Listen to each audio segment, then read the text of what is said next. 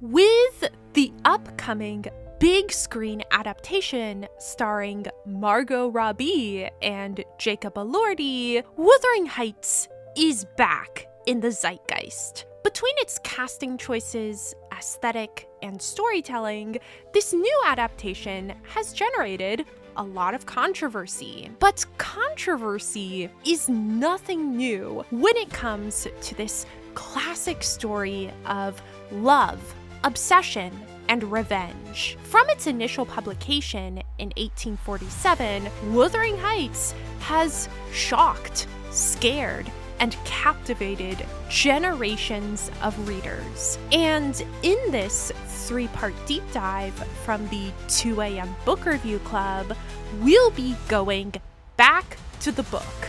We'll be going back to the original text. We'll explore the characters, themes, and nuances of Emily Bronte's complex and layered narrative, and we'll discuss why 179 years after its publication, the world is still obsessed with Wuthering Heights. This is episode 1.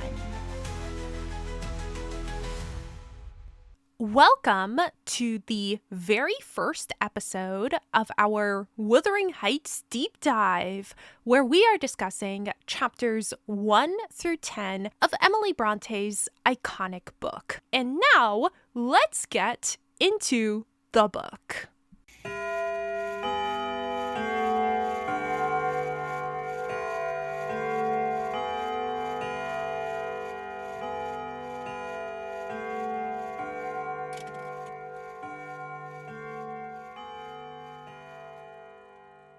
Part 1.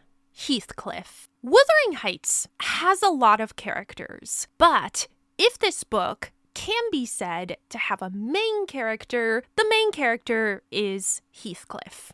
Yes, his entire name is Heathcliff. It is both his first name and also his last name, so technically his name would be Heathcliff, but everyone just calls him Heathcliff. So, who is Heathcliff? Heathcliff is first introduced to us as a rich landlord in the rural English countryside. He owns the estates of Wuthering Heights and Thrushcross Grange, which are adjacent to each other. He lives at Wuthering Heights, but he's recently rented out Thrushcross Grange to an urban and urbane gentleman named Mr. Lockwood. Heathcliff is introduced to us as a somewhat contradictory character. He is, quote, very intelligent and has, quote, an erect and handsome figure. But rather than conforming to the behavioral standards that society expects of a gentleman in 1801, he is instead a rude and deeply cynical man. When the tenant Lockwood pays Heathcliff a visit in chapter 1, Heathcliff's dogs attack Lockwood. And although Heathcliff does rescue Lockwood, he also refuses to apologize. Instead, he tells Lockwood, and I quote, "The dogs do right to be vigilant." This is the closing scene of the first chapter, and it tells us that in the world of Wuthering Heights, danger is everywhere. Violence is commonplace, and human nature is fundamentally untrustworthy.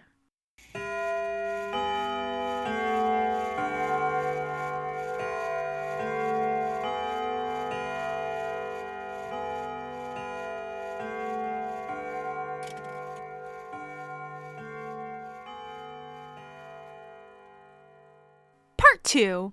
The Tea Party from Hell. As an outsider unfamiliar with Yorkshire, or is that pronounced Yorkshire? Anyway, as an outsider unfamiliar with Yorkshire, Lockwood is the perfect lens through which to explain what will also be unfamiliar to the reader. Lockwood, the character, exists purely as a framing device and ultimately has no impact on the plot or the other characters, but that doesn't necessarily mean that he's an objective narrator. Let's take a closer look at how Heathcliff is presented to us through Lockwood's eyes. Lockwood immediately tells us that despite being a gentleman, quote, in aspect, in dress, and manners, Heathcliff doesn't look like a gentleman. Why? Well, because Heathcliff is, and I quote, dark-skinned. I do want to quickly clarify that in a 19th century British book, English book, written by a white woman, dark-skinned does not necessarily imply by itself that Heathcliff is a person of color, because dark-skinned could also mean that he's like white but tanned. However, I do want you to put a pin in the descriptor dark-skinned because I ran out of room in this episode, but next episode, I do plan to go into a little more depth regarding Heathcliff's ambiguous ethnicity. Still, the fact that Lockwood immediately dismisses Heathcliff as an inferior, as not quite a gentleman for being dark-skinned, indicates to us that Lockwood has a very biased black and white view of the world that will necessarily influence how he presents the people and events of Wuthering Heights to us, the reader. Similarly, when it comes to Heathcliff's personality, Lockwood is not the most reliable narrator. He tells us, for example, the following fact about Heathcliff. Quote, he'll love and hate equally undercover and esteem it a species of impertinence to be loved or hated again. But then Lockwood immediately follows it up with this qualification. Quote, no, I'm running on too fast. I bestow my own attributes over liberally on him. As we'll learn very quickly, Lockwood is, in fact, just projecting here. Heathcliff is not someone who hides his emotions. If he loves or hates someone, they'll find that out very quickly. Lockwood is not a reliable narrator, not because he's deliberately lying to us, but because he simply isn't a very good judge of character. And again, Lockwood also has a very limited view of the world, which we see reflected in the first two chapters of the story. In chapter 1, when he first encounters Heathcliff, he isn't sure whether to regard Heathcliff as a gentleman and an equal, or as a lower-class individual who happened to luck into money. In Chapter 2, when Lockwood returns to Wuthering Heights for a second visit, things get even more complicated. This time, Lockwood encounters not just Heathcliff, but also a young man and a young woman who, again, challenge Lockwood's rigid class prejudices. Judging purely on a superficial level, the young man engages in physical labor and the young woman is beautiful. Lockwood decides that the young man must be Heathcliff's servant and the young woman must be Mrs. Heathcliff, aka Heathcliff's wife. As it turns out, however, the relationships between Heathcliff, the young man, and the young woman are much more complicated than Lockwood originally guessed. And the scene where he figures this out is a deliberate inversion of the traditional comedy of manners, such as you would find in a Jane Austen novel. In this scene, all of the characters, Lockwood, Heathcliff, the young man, and the young woman, all sit down to tea. A classic setup for a British comedy of manners, right? And it would be, except that first, Lockwood is confused because the young man also sits down with them, which definitely seems to suggest that he is not a servant, but a family member. Secondly, and more importantly, Lockwood is more than a little shocked by how this family treats each other.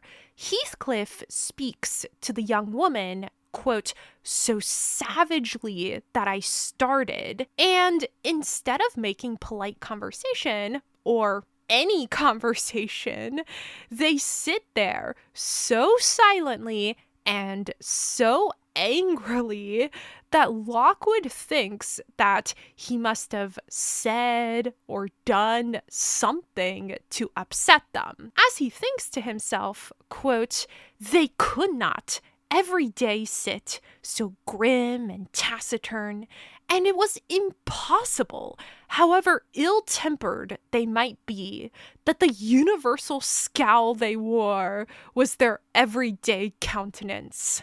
To which I'll just say, oh, Lockwood, you sweet summer child. See, this is what happens when you get thrown into the deep end of life at Wuthering Heights. You sit there thinking, there's no way these people could hate each other this much. And then you realize that they hate each other more than you can possibly imagine. But now I'm the one who's getting ahead of myself, so let's get back to the tea party from hell. Lockwood, trying to make polite conversation, makes one mistake after another. First, he refers to the young woman as Heathcliff's wife, only to find out that Heathcliff's wife is dead. Then he has the brilliant idea that the young man must be Heathcliff's son, Heathcliff Jr., and that he must be the young woman's husband. Because, you know, a young woman, she's got to have a husband, am I right? As Lockwood puts it in his internal monologue, and let me say that Lockwood is one judgmental young man.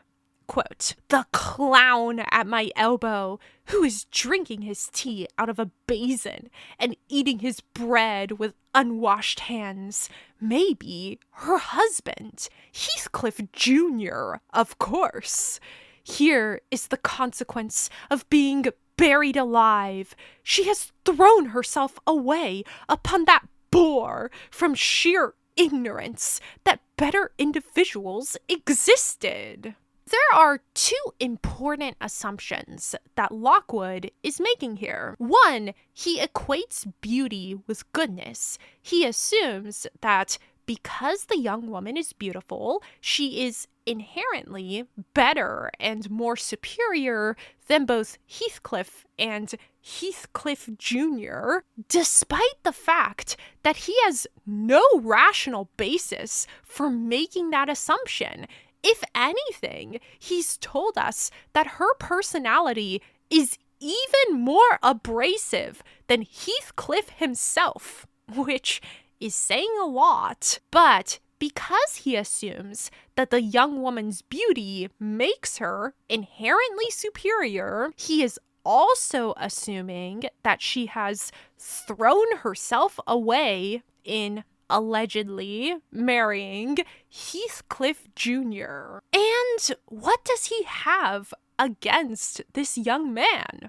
Well, he's got bad table manners, and therefore he must be a clown and a bore and an inherently inferior human being. I want to emphasize again that Lockwood's judgments here are entirely surface level, and his judgment is entirely surface level because he comes from a superficial world where people's inherent worth is judged by their birth, beauty, and table manners. But as it turns out, Lockwood is wrong again. Do we see a theme developing here? The young woman is Mrs. Heathcliff, but not because she is married to the young man who Heathcliff clarifies is not my son, assuredly. Mrs. Heathcliff is Mrs. Heathcliff because she was married to Heathcliff's son, but Heathcliff's son is also dead. Heathcliff explains all of this with a, quote, look of hatred directed at Mrs. Heathcliff, indicating, even to the oblivious Lockwood, that there's a lot of history behind this grim and taciturn tea party. It is, in fact, possible that the universal scowl they wore was their everyday countenance. The young man angrily explains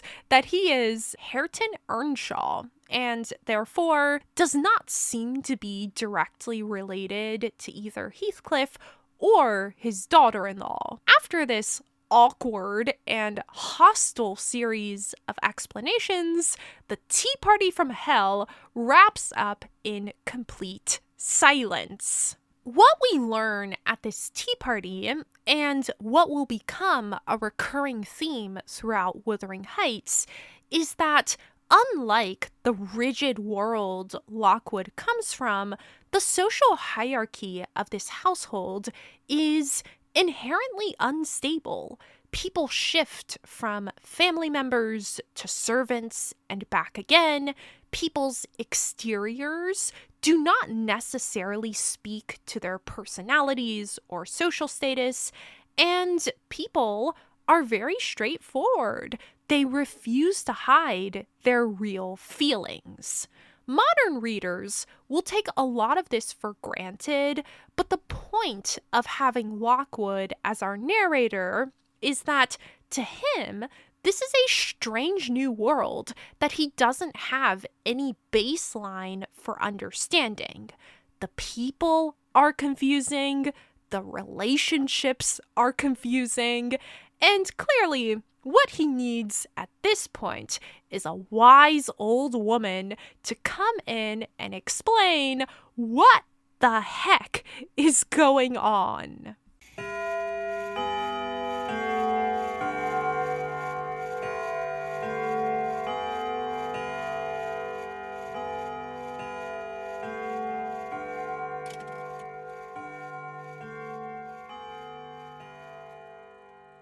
Part 3. The Unforgivable Sin, or How Far is Too Far. Nellie Dean, who will take over the role of narrator from Lockwood for much of the book, is first introduced to us in Chapter 4. Nellie is the housekeeper at Thrushcross Grange, the house that Lockwood is renting from Heathcliff, and she's been there for the past 18 years. But as she reveals to Lockwood, she once lived at Wuthering Heights and knows all about the mysterious Heathcliff. When Lockwood asks her about Heathcliff's origin story, Nellie rewinds the narrative and takes us back 30 years to the summer of 1771, when Heathcliff first came to live at Wuthering Heights. Nellie tells us that 30 years ago, Wuthering Heights was the property of the Earnshaw family. The Earnshaw family at that time consisted of Mr. and Mrs. Earnshaw and their two children, Catherine and Hindley. In 1771, Hindley was an adolescent boy of 14. Catherine was a child of 6. And Nellie herself would have been around 13. Nellie, she tells us, was close to the Earnshaw children and was always hanging out at Wuthering Heights. But in the summer of 1771, a major change came to the Earnshaw household. Mr. Earnshaw, after being away on a business trip, returned home with a surprise. He brought with him a new family member, a 7-year-old boy named Heathcliff. Where did this child come from? And why did Mr. Earnshaw decide to bring him home? Who really knows? Because Mr. Earnshaw is incredibly vague in his explanations and, in my opinion, not very truthful. Mr. Earnshaw claims that he has no idea where this child came from, that he happened to see him sitting on the side of the road, and that he felt so bad for him that he decided to bring him home. Now, if you just think about it for 2 seconds, this explanation doesn't really make sense. Okay, on the one hand, it is very nice and humanitarian of Mr. Earnshaw to see this poor child sitting on the side of the road and decide to give him a new life. Sure, but is Heathcliff the first poor orphan child he's ever seen sitting on the side of the road? And why does he seem to assume that Heathcliff doesn't have parents or guardians or family or friends? Why does he assume that it's just okay to basically kidnap this child off the side of the road? And then there is also the question of why, once he brings Heathcliff home with him, does he favor Heathcliff so strongly over his own children? A lot of people assume that Heathcliff is actually Mr. Earnshaw's illegitimate son, which to me is an explanation that makes a lot more sense. But if Heathcliff is Mr. Earnshaw's son, then that makes him Cathy's half-brother, which makes the rest of the story just slightly problematic. But hey, if we know one thing about Emily Bronte, it's that she's not afraid to write a book that breaks every norm of polite society. Unfortunately, Heathcliff joining the Earnshaw household is not a smooth transition. After a period of initial resentment, Cathy soon gets attached to Heathcliff, but Hindley is never able to accept Heathcliff as a member of the family. Hindley hates that his father loves and favors Heathcliff, and he expresses that hatred by physically abusing Heathcliff behind Mr. Earnshaw's back. Eventually, to get some peace and quiet in his house, Mr. Earnshaw sends Hindley away to college. By the way, in case you're wondering what Mrs. Earnshaw thinks about Heathcliff, who is possibly the result of her husband's infidelity, the truth is that we don't really know. In fact, she dies off screen just 2 years after Heathcliff's arrival. Nobody seems to really notice or care about Mrs. Earnshaw's death, but when Mr. Earnshaw dies, both Cathy and Heathcliff mourn his death deeply. As Nellie tells us, quote, "No person in the world ever pictured heaven so beautifully as they did in their innocent talk." Unfortunately for Cathy and Heathcliff, Mr. Earnshaw's death brings Hindley home. And I say unfortunately because while Hindley has acquired a college education and a wife named Frances, he has not acquired a better personality. While Mr. Earnshaw was alive, Heathcliff was considered a member of the family. But now that Mr. Earnshaw is dead, he is effectively reduced to the status of a servant. Hindley forces Heathcliff to engage in physical labor on the farm, prevents him from continuing his education, and continues to physically abuse him. And yet, despite all of this, he cannot break the bond between Cathy and Heathcliff. Despite the growing class divide between them, they're still as close as ever. As Nellie tells us, quote, "They forgot everything the minute they were together again." However, the real turning point in Cathy and Heathcliff's relationship comes not through the abusive but ultimately incompetent Hindley, but instead through the family at Thrushcross Grange. In the 1770s, Thrushcross Grange was home to the Linton family, which was comprised of Mr. and Mrs. Linton and their 2 young children, Edgar and Isabella. Cathy and Heathcliff develop a fascination with the Linton children, who are rich, spoiled, and beautiful, and so one fateful day, Cathy and Heathcliff head to Thrushcross Grange to spy on Edgar and Isabella. Interestingly, Cathy and Heathcliff have very different reactions to the Linton children. Heathcliff, after watching them fight over a puppy, is contemptuous.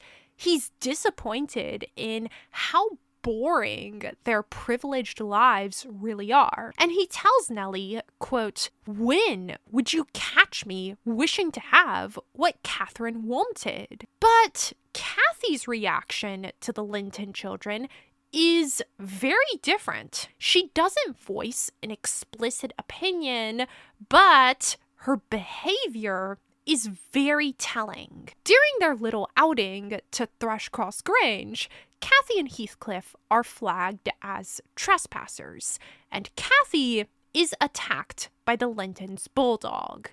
Cathy and Heathcliff are brought inside Thrushcross Grange, and although they are both equally dirty and equally ill-behaved, Heathcliff is judged to be, quote, "quite unfit for a decent house," and is kicked out, while Cathy is recognized as an Earnshaw and is cleaned up and taken care of. Heathcliff is forced to go home alone, while Cathy ends up staying with the Lintons for the next 5 weeks. Cathy's behavior here is striking. Instead of insisting that Heathcliff stay with her, instead of insisting that she also wants to go home, Cathy effortlessly blends into the Linton household and their world of wealth and privilege. We don't need to hear directly from Cathy to realize that she aspires to a life beyond what Wuthering Heights, and by extension Heathcliff, can offer her. When Cathy finally returns home, Nellie tells us that she looked, quote, "like a lady." And while Cathy tries to convince Heathcliff that nothing has changed between them, he knows better. Cathy has become friends with Edgar and Isabella, and Heathcliff knows that he has no place in the developing relationship between Catherine and the Linton siblings. Heathcliff is especially insecure about Cathy's friendship with Edgar, as he tells Nellie, quote, "I wish I had light hair and a fair skin, and was dressed and behaved as well, and had a chance of being as rich as he will be." When Heathcliff tries to be friendly with Isabella and Edgar for Cathy's sake, Hindley ends up humiliating Heathcliff badly, and this is a turning point in Heathcliff's character development. One of the major questions that's explored in Wuthering Heights is the question, how much is too much? What is the unforgivable sin. Let me explain what I mean by this. So, up to this point in Nellie's narrative, it's become clear that the Earnshaw household, largely thanks to Hindley, is dysfunctional, abusive, and violent. And Heathcliff is Hindley's favorite victim. Hindley is violent towards Heathcliff. He has reduced Heathcliff from a family member to a servant. He is depriving Heathcliff of an education, and he forces Heathcliff to do hard physical labor on the farm. But even before coming to the Earnshaw household, Heathcliff did not have an easy life. Nellie notes that even as a 7-year-old, Heathcliff was, quote, hardened, perhaps, to ill treatment. Hindley's violence and abuse is obviously bad, but for Heathcliff, who has dealt with prejudice and abuse for his entire life, it's unfortunately nothing new. And yet, with the introduction of Edgar Linton, Heathcliff reaches his breaking point. After his humiliation in front of Edgar, Heathcliff tells Nellie that he is going to, quote, pay Hindley back. I don't care how long I wait, he says, if I can only do it at last.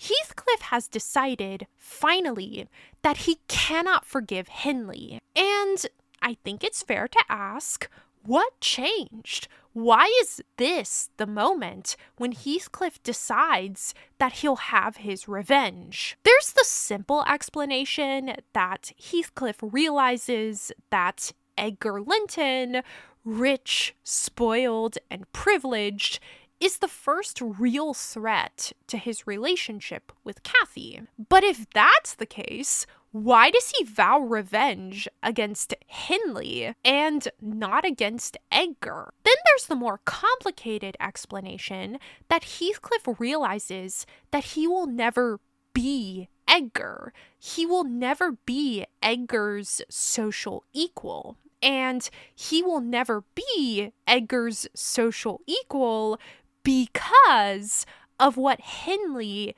has done to him. Up to this point, Heathcliff's characterization has been relatively straightforward. Heathcliff's personality has been described as stubborn and patient and mostly apathetic, except when it comes to Cathy. As long as he can be with Cathy, Heathcliff doesn't really care about anything else, including what happens to him. But after Heathcliff vows revenge against Hindley, we see him undergo a radical personality change. Let me give you an example. In 1778, when Heathcliff is 14 and Cathy is 13, two major changes occur in the Earnshaw household. Frances, Hindley's wife, dies shortly after giving birth to their only child, Hareton Earnshaw. Does that name sound familiar? Now, Hindley, for all his faults, and this is a man full of faults, for all his faults, Hindley did love his wife, perhaps a little too much, because her death completely destroys him. He becomes, quote, evil and tyrannical, causing most of the servants to flee. And we soon learn that if he was violent before, he is now an active danger to everyone around him. In chapter 9, he threatens to stick a knife down Nellie's throat, and then he takes his baby son, little Hareton Earnshaw, and drops him down the stairs. Heathcliff happens to be passing under the stairs, and he catches Hareton. Then he looks up and almost instantly regrets it. And for the sake of examining Heathcliff's character development, I think it's worth taking a closer look at this incident and Heathcliff's exact reaction. Here's the passage. Heathcliff arrived underneath, just at the critical moment. By a natural impulse, he arrested his descent, and setting him on his feet, looked up to discover the author of the accident. A miser who has parted with a lucky lottery ticket for 5 shillings and finds next day he has lost in the bargain £5,000 could not show a blanker countenance than he did on beholding the picture of Mr. Earnshaw above. It expressed, plainer than words could do, the intensest anguish at having made himself the instrument of thwarting his own revenge. Had it been dark, I dare say he would have tried to remedy the mistake by smashing Hareton's skull on the steps, but we witnessed his salvation. So let's review what happens in this passage. Heathcliff catches Hareton, then discovers that Hindley dropped him, and then he regrets saving Hareton. He experiences the intensest anguish because Hindley did not kill his own son, and Nellie even speculates that he would have gone as far as killing Hareton himself if the lighting had been worse. Let's just take a moment, right, to fully appreciate the darkness of this moment and the fact that we are seeing a radically different Heathcliff than the homeless young child who was first brought to Wuthering Heights. This is no longer the child who will suffer silently under Hindley's abuse. This is a teenager who is so driven by his desire for revenge against Hindley that he is willing to murder a child. But while Heathcliff is contemplating child murder, what is Cathy up to? Cathy, at this point, is 15 years old, and Nellie describes her as follows. Quote, "At 15, she was the queen of the countryside. She had no peer, and she did turn out a haughty, headstrong creature. But if you're paying close attention to the narrative, you'll notice that this isn't exactly an objective opinion, especially because in the very next sentence, Nellie says, quote, "I own I did not like her after infancy was past, and I vexed her frequently by trying to bring down her arrogance. She never took an aversion to me, though." This confession comes early on in chapter 8, and it's a reminder that even as we're becoming invested in Cathy and Heathcliff's story, we're not getting this story from either Cathy or Heathcliff.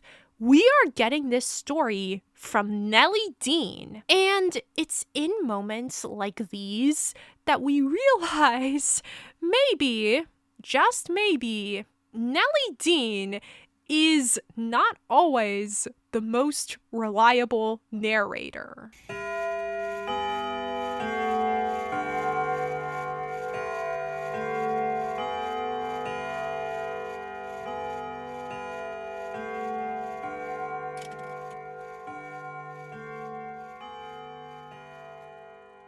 Part 4, Nellie Dean, or the Art of the Unreliable Narrator. So, who is Nellie Dean? She is initially presented to us as a more or less innocuous figure, as a kindly housekeeper who just happens to be a wonderful storyteller, and who also knows all about Heathcliff's past. But in fact, Nellie is a much more complicated person than she originally appears. Born in 1758 to a lower-class family, Nellie Dean was, from an early age, a prime example of a major theme in the book, which is the theme of social fluidity, of people not quite fitting into rigid social classes. A year younger than Henley Earnshaw, she was his foster sister, which explains why she was always hanging out at Wuthering Heights, and which also explains why she often assumes that she is not quite an equal of the Earnshaw children, but definitely something close to that. Also, it's important to remember that Nellie is quite educated, as she tells Lockwood, quote, "I have read more than you would fancy, Mr. Lockwood. You could not open a book in this library that I have not looked into and got something out of also, unless it be that range of Greek and Latin and that of French, and those I know one from another. It is as much as you can expect of a poor man's daughter." Nellie Dean may be a poor man's daughter, but she is also smart, opinionated, and, yes, biased. If we take a closer look at how Nellie Dean portrays Cathy and Heathcliff, we can see that she is far from objective about either of them. Let's begin with Heathcliff. And to talk about how Nellie views Heathcliff, I want to go back to chapter 4.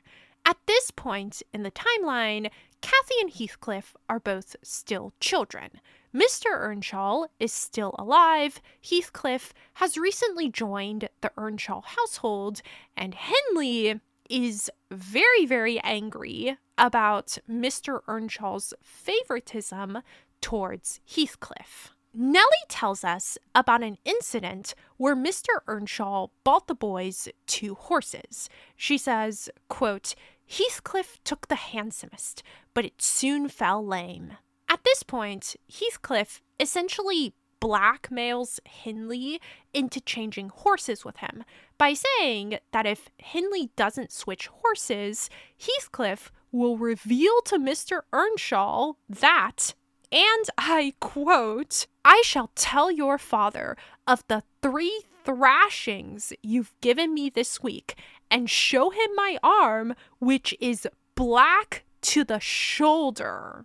Henley does switch horses, but not before throwing an iron weight at Heathcliff, which causes Heathcliff to fall down and which injures him badly enough that he can't get up for like several minutes. Nellie witnesses this entire scene, and, you feel like maybe she would sympathize with Heathcliff, right? But let's see what Nellie actually does in this scene. First, she convinces Heathcliff not to tell Mr. Earnshaw about Henley's violence. And then she has the audacity to say, quote, "He complained so seldom indeed of such stirs as these, that I really thought him not vindictive. I was deceived completely, as you will hear."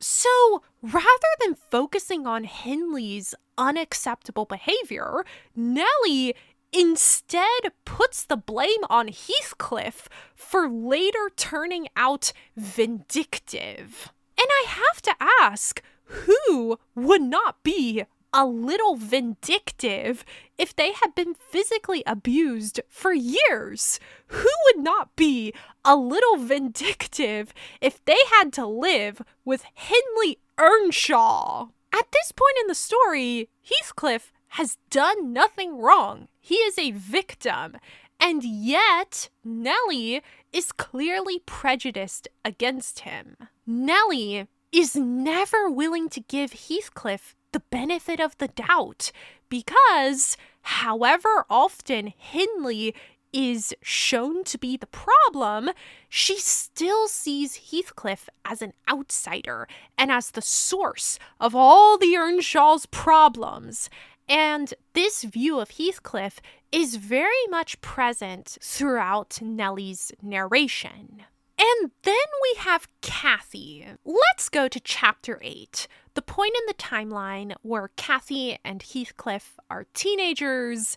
Edgar Linton is kind of lurking around Cathy, and it's becoming increasingly clear that Nellie may not like Heathcliff very much, but she also doesn't like Cathy. I think it's obvious to the reader that at this point in time, Cathy is going through a lot. Her brother Henley, who is also her guardian because her parents are dead, is violent, unstable, and potentially a danger to everyone around him. Heathcliff, the only person she really cares about, and the only person who really cares about her, has been reduced to the status of a servant. And also, now that she's 15, she needs to start thinking seriously about her future. This is 1780. Children have to grow up fast.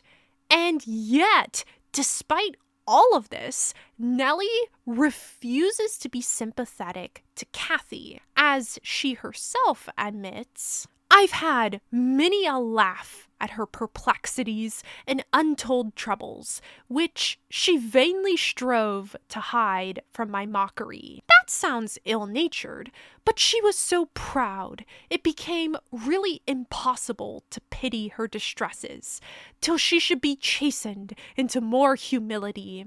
She did bring herself, finally, to confess and to confide in me. There was not a soul else that she might fashion into an advisor.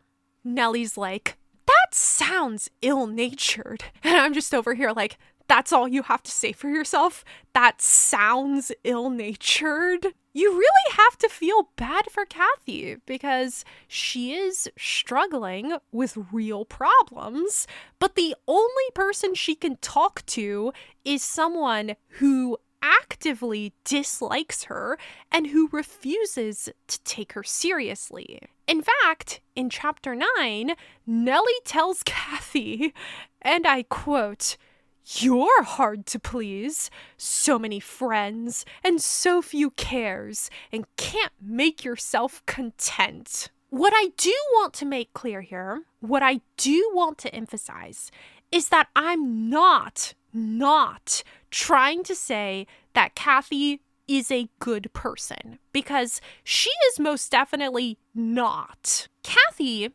is a flawed person. She is often a selfish person. And just like both Henley and Heathcliff, she too can be very violent because that is the behavior that has been modeled to her from a young age. We can see all of these negative qualities exemplified in chapters 8 and 9, when Cathy is 15 years old and caught in a kind of love triangle situation with Heathcliff and Edgar. When she's with Heathcliff, he is contemptuous of Edgar, and when she's with Edgar, he expresses, quote, disgust and antipathy towards Heathcliff. The bigger problem here for Cathy is not that the boys don't like each other, but that this is not a sustainable dynamic, and she will have to make a choice at some point. And Cathy seems to make her choice one fateful day when Edgar comes to visit Wuthering Heights.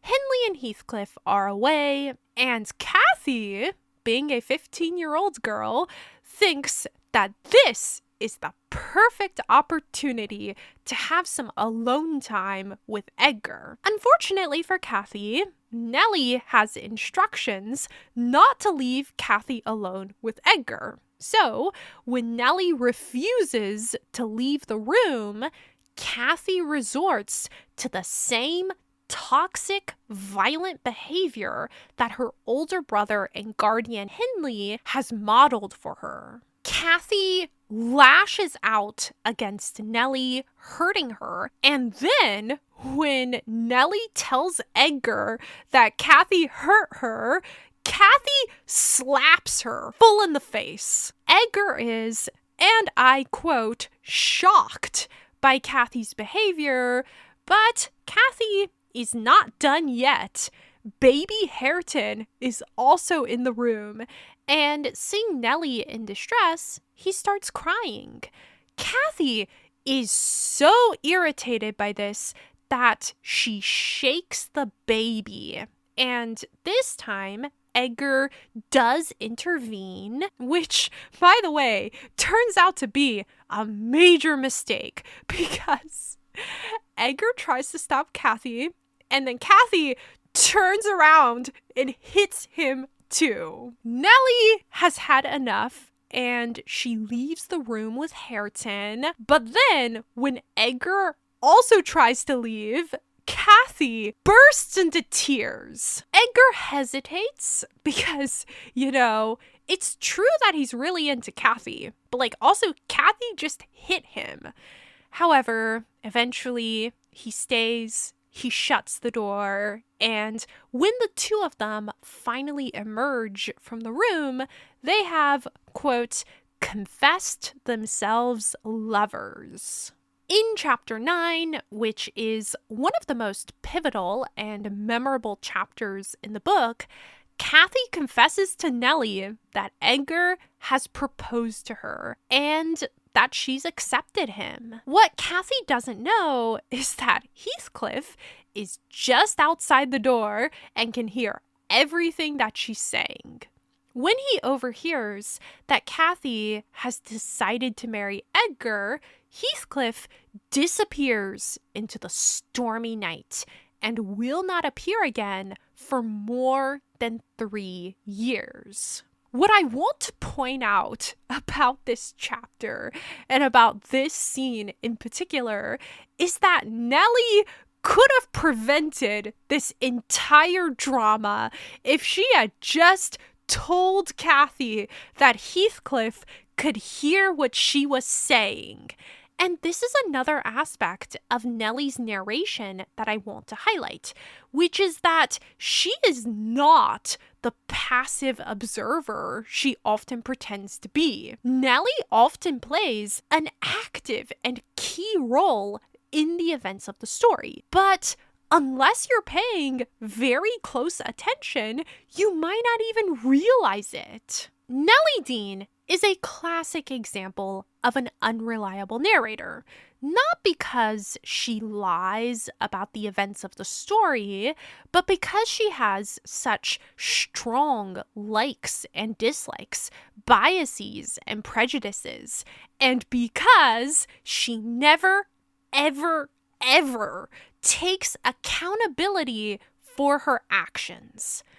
Outwardly, Nellie is everything that a good servant should be: observant, obedient, passive, and neutral. But in fact, her narration reveals her to be a person with opinions, biases, and agency. Nellie Dean is not, as some people have argued, the villain of Wuthering Heights. Instead, like so many other elements and characters of the story, Nellie Dean functions as an implicit critique of England's rigid class system, as a reminder that reducing people to an inferior social class does not, in fact, make them any less human.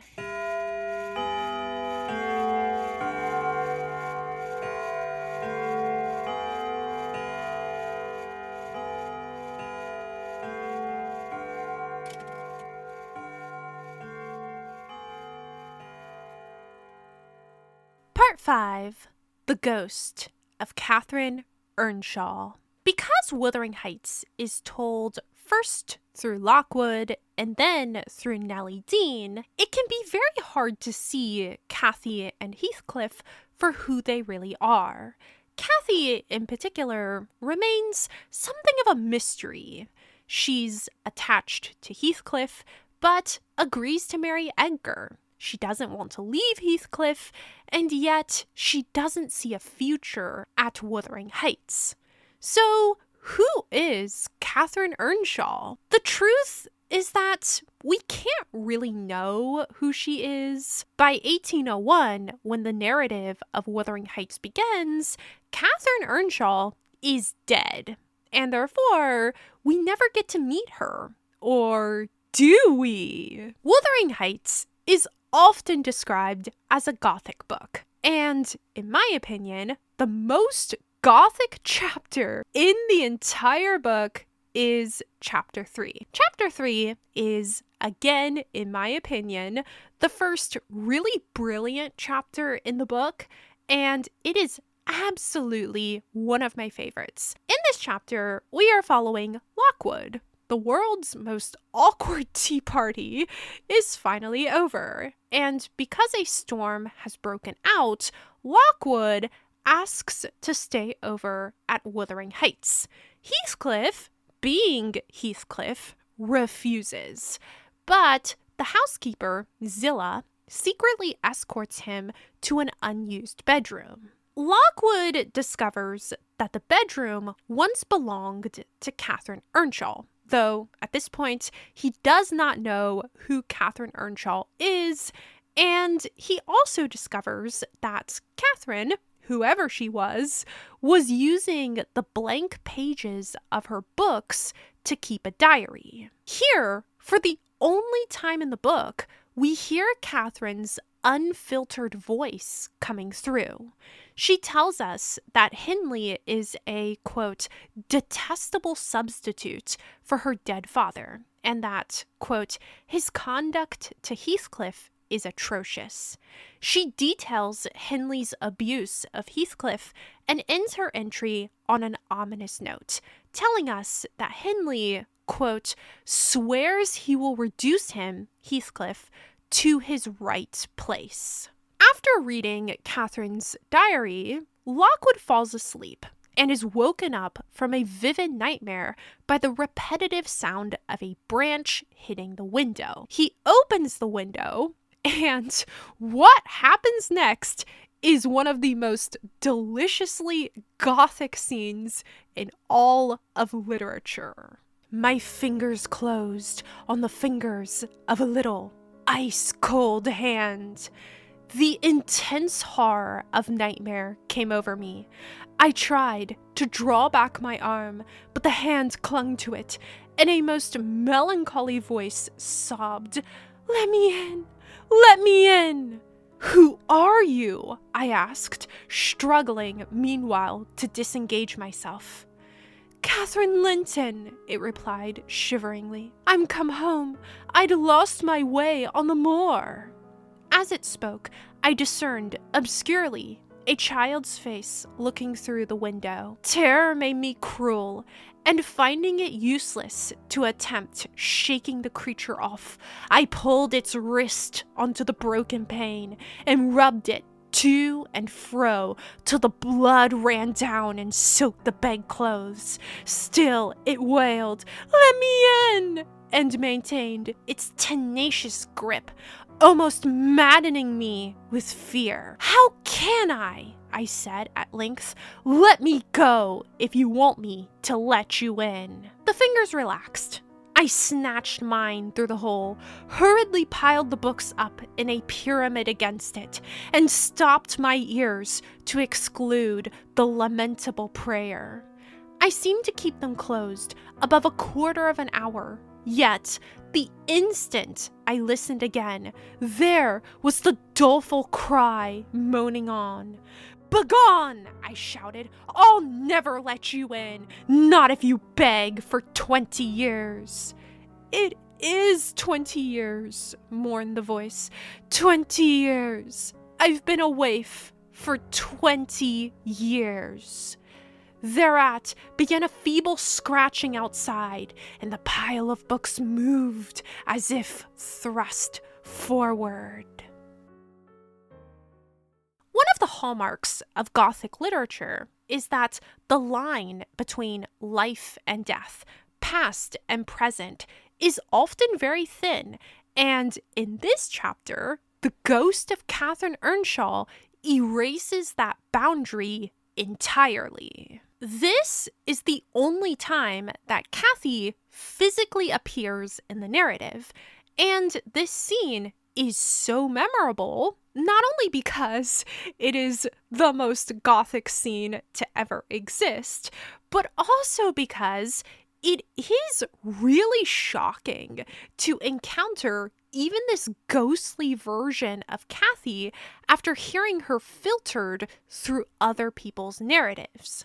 And yet, if we look for Catherine Earnshaw inside of Nellie Dean's narrative, it's not impossible to find her. Nellie Dean presents Cathy to us as a vain, selfish, and arrogant teenager, and it's certainly true that Cathy has been negatively influenced by being raised in such a toxic, violent family. But in reading between the lines, we can see that Cathy is first a vulnerable child and then a vulnerable teenager who is deprived of her parents at a young age and who is at the mercy of her older brother Henley. She has no one in her life to go to for support and advice except for Nellie Dean, who obviously and explicitly doesn't like her. And by the time she reaches the age of 15, she needs to figure out what her future will look like fast. So why does Cathy agree to marry Edgar? The longest and most honest conversation between Nellie and Cathy, the conversation where we most clearly hear Cathy's voice, and that gives us the deepest insight into her true nature, is the conversation that Heathcliff overhears in chapter 9. The conversation where Cathy tells Nellie that she's going to marry Edgar. Cathy explains that her choice to marry Edgar is a choice that she made from a purely practical standpoint. Edgar is handsome and rich, young and cheerful, and although she doesn't say this, we also know that he offers her a way out of the toxic world of Wuthering Heights. And yet, Cathy knows that on some level, she's wrong to marry Edgar. As she tells Nellie, "I've no more business to marry Edgar Linton than I have to be in heaven. And if the wicked man in there had not brought Heathcliff so low, I shouldn't have thought of it. It would degrade me to marry Heathcliff now, so he shall never know how I love him, and that not because he's handsome, Nellie, but because he's more myself than I am. Whatever our souls are made of, his and mine are the same, and Linton's is as different as a moonbeam from lightning or frost from fire." When Nellie points out that Cathy's marriage to Edgar will mean leaving Heathcliff behind, Cathy reveals that she has no intention of doing any such thing. She tells Nellie, "He quite deserted. We separated," she exclaimed with an accent of indignation. "Who is to separate us, pray? They'll meet the fate of Milo. Not as long as I live, Ellen, for no mortal creature. Every Linton on the face of the earth might melt into nothing before I could consent to forsake Heathcliff. Oh, that's not what I intend. That's not what I mean. I shouldn't be Mrs. Linton were such a price demanded. He'll be as much to me as he has been all his lifetime. Edgar must shake off his antipathy and tolerate him at least. He will when he learns my true feelings towards him. Nellie, I see now you think me a selfish wretch, but did it never strike you that if Heathcliff and I married, we should be beggars? Whereas, if I marry Linton, I can aid Heathcliff to rise and place him out of my brother's power." Nellie tells Kathy that she's being selfish, which, I mean, to be fair, she is, right? And then Kathy replies with one of the most famous passages in English literature.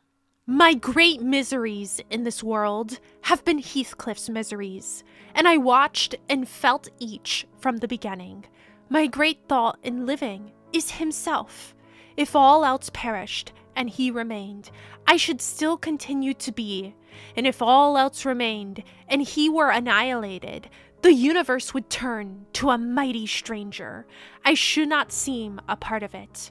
My love for Linton is like the foliage in the woods. Time will change it, I'm well aware, as winter changes the trees. My love for Heathcliff resembles the eternal rocks beneath, a source of little visible delight, but necessary. Nellie, I am Heathcliff. I just have to say it. Kathy is, in my opinion, the most eloquent and beautiful speaker in the entire book. Her language is consistently so poetic and full of sincere, if somewhat dramatic, feeling. With that said, what we can very clearly see here is what Nellie describes as Kathy's double character. In a rare instance of giving Kathy the benefit of the doubt, Nellie tells us that in accepting both Heathcliff and Edgar's attentions, Kathy is not trying to intentionally deceive anyone. Kathy never attempts to really hide her feelings for Heathcliff or the fact that he is her number one priority. It's just that she is also making space in her life for Edgar. As we can see in chapter 9, Kathy is very, very good at rationalizing her own behavior. She tells us that because Heathcliff has been reduced to the social status of a servant, and because, as a woman in the 1770s, she has no way to generate income, she will marry Edgar. Not because she loves him in the same way that she loves Heathcliff, but because in marrying Edgar, she will be raising her own socioeconomic status and will, therefore, be able to help Heathcliff. But as Nellie tells her, Kathy is being self-centered. She's being a little selfish. If her main motivation in marrying Edgar is to help Heathcliff, then why does she not tell Heathcliff about her plans? Also, as Nellie points out, Edgar is not marrying her with the expectation that Heathcliff is part of the deal. And also, most importantly, if Kathy really does love Heathcliff so much, then why and how can she bring herself to marry someone else? For once, Nellie is correct in calling out Kathy's double character. There is the Kathy who is drawn to Heathcliff, but there is also the Kathy who is drawn to Edgar. And as our deep dive into the first 10 chapters of Wuthering Heights comes to a close, I want to take a moment to ask the real Catherine Earnshaw to come to the stage.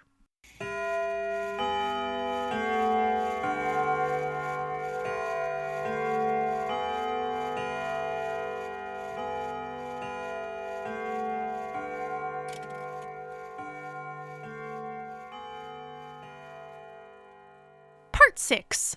Obsession, codependency, and what is love anyway? When people talk about Wuthering Heights, they often describe it as a love story. And in describing it as a love story, they tend to focus on the star-crossed nature of Kathy and Heathcliff's relationship. Kathy and Heathcliff love each other, but because of their socioeconomic circumstances, because of various misunderstandings and miscommunications, they cannot and do not marry.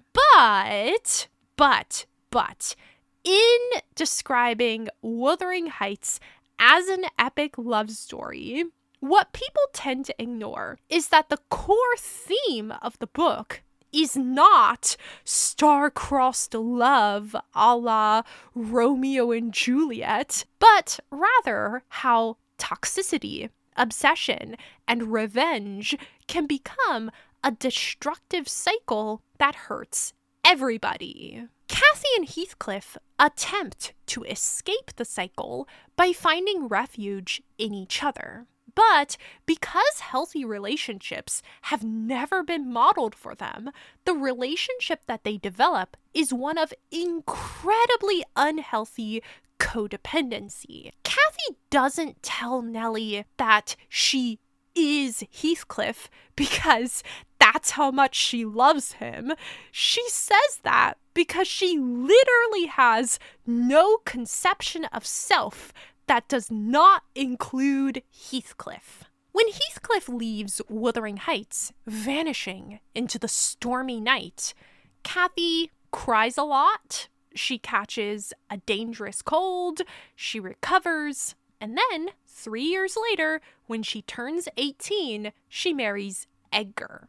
Here, again, we see Cathy's double character. She'll always love and miss Heathcliff, but she also doesn't sit around waiting for him or even really try to find him. Instead, she moves on with her life. She chooses to marry Edgar, this time not with the intention of helping Heathcliff, who has disappeared, but because she likes the life that Edgar has to offer her. She likes being rich. She likes being treated well. She likes living at Thrushcross Grange. Nellie tells us that Cathy does struggle with chronic depression following her marriage. This is described as, quote, seasons of gloom and silence, but she's not unhappy in her new life. Maybe Edgar and Cathy's relationship is not true love, whatever that means, but one of the things I've always liked about Cathy as a character is that despite her tendency towards grandiose and abstract language, she is actually a very practical and grounded person. She adjusts to difficult circumstances. She stands up for herself, and she makes the choices that she feels are best for her. Cathy does have a double character, and this is one side of it. But, as Nellie tells us, quote, we must be for ourselves in the long run. And when Heathcliff finally reappears, the other side of Cathy comes into focus. Cathy, despite being married to another man, is overjoyed to see Heathcliff again, especially since Heathcliff has transformed from a servant into a rich, educated, handsome gentleman. How and why are questions that are never answered in the narrative, but hey, feel free to write your own fan fiction. Heathcliff tells Cathy, quote, you'll not drive me off again, which should be a red flag. Anyway, Edgar is not happy about any of this, but Cathy doesn't really care. Again, Nellie is not wrong to tell us that Cathy is selfish, because in this turning point in the story, we do see her being incredibly selfish. She dismisses Edgar's feelings by calling him a spoiled child, and she starts hanging out with Heathcliff every single day. By the way, Heathcliff is living, you'll never guess where, at Wuthering Heights with his old enemy, Henley. Now, if this were any other book, Kathy and Heathcliff would probably begin an affair at this point, but let's give Kathy credit where credit is due. She may not respect Edgar and his feelings, and she may be with him for selfish reasons, but also she's not really the kind of person to physically cheat on her husband.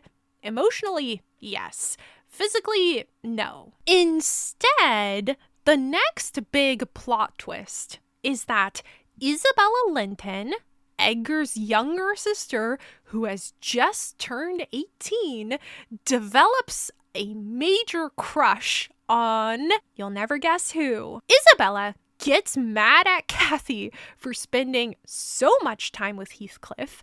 Kathy figures out that Isabella has feelings for Heathcliff, and again, let's give Kathy credit where credit is due. She tells Isabella that developing feelings for Heathcliff is a bad idea because Heathcliff is, and I quote, a fierce, pitiless, wolfish man.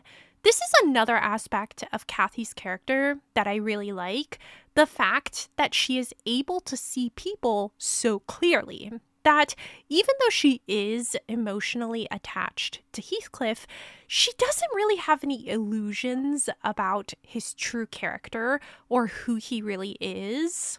However, let's remember Kathy's iconic statement that she is Heathcliff. If Heathcliff is fierce, pitiless, and wolfish, then obviously Kathy is as well. And we see that in the scene where Kathy reveals Isabella's crush to Heathcliff.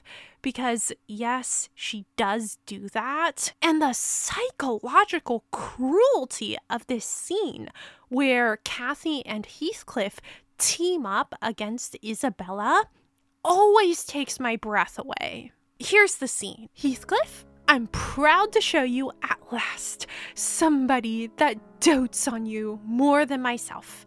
I expect you to feel flattered. Nay, it's not Nellie. Don't look at her.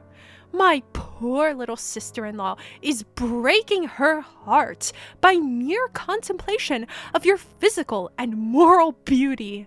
It lies in your own power to be Edgar's brother. No, Isabella, you shan't run off, she continued, arresting, with feigned playfulness, the confounded girl who had risen indignantly. We were quarreling like cats about you, Heathcliff, and I was fairly beaten in protestations of devotion and admiration, and moreover, I was informed that if I would but have the manners to stand aside, my rival, as she will have herself to be, would shoot a shaft into your soul that would fix you forever and send my image into eternal oblivion. Catherine, said Isabella, calling up her dignity and disdaining to struggle from the tight grasp that held her. I'd thank you to adhere to the truth and not slander me, even in joke.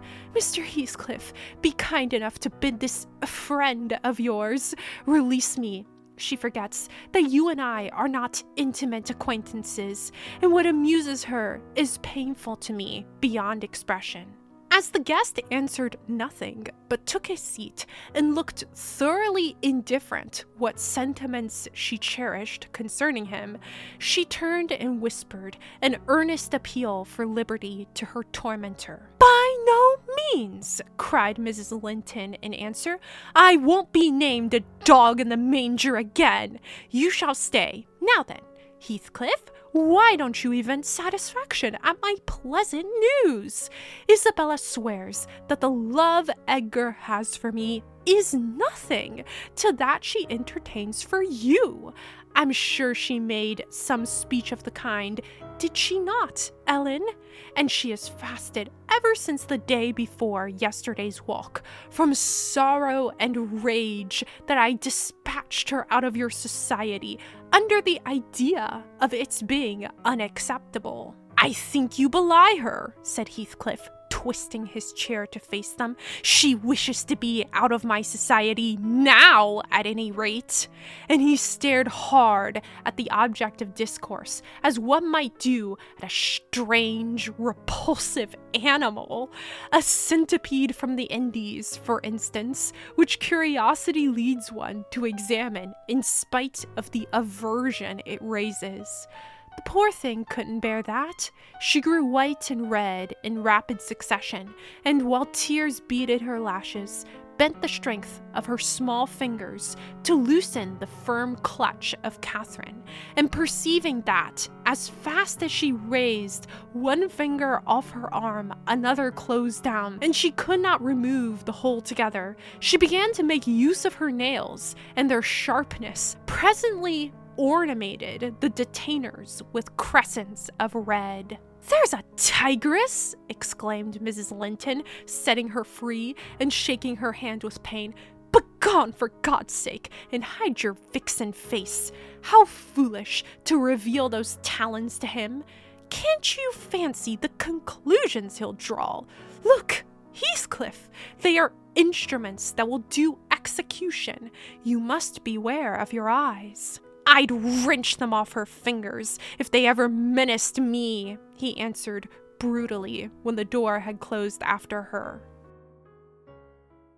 Isabella Linton may look like a spoiled child, but the girl has claws. This scene is an important reminder that while Cathy is now Mrs. Linton, she is still the woman with the double character. She's kind and sweet to Edgar. She refers to herself as an angel, as in, "Good night, I'm an angel." But when she's with Heathcliff, she is still the girl who survived Wuthering Heights' toxicity and violence. For a while, everything settles down. Cathy and Edgar settle back into domestic bliss. Isabella keeps to herself, and Heathcliff visits Thrushcross Grange every day. But chapter 10 ends on an ominous note. His visits were a continual nightmare to me, and I suspected to my master also. By my master, Nellie means Edgar. His abode at the Heights was an oppression past explaining. I felt that God had forsaken the stray sheep there to its own wicked wanderings, and an evil beast prowled between it and the fold, waiting his time to spring and destroy. Where will this story of love, obsession, and revenge take us next? Find out next time on episode 2 of the Wuthering Heights Deep Dive from the 2 a.m. Book Review Club, where we are exploring the characters, themes, and nuances of Emily Bronte's complex and layered narrative, and where we're discussing why, 179 years after its publication, the world is still obsessed with Wuthering Heights.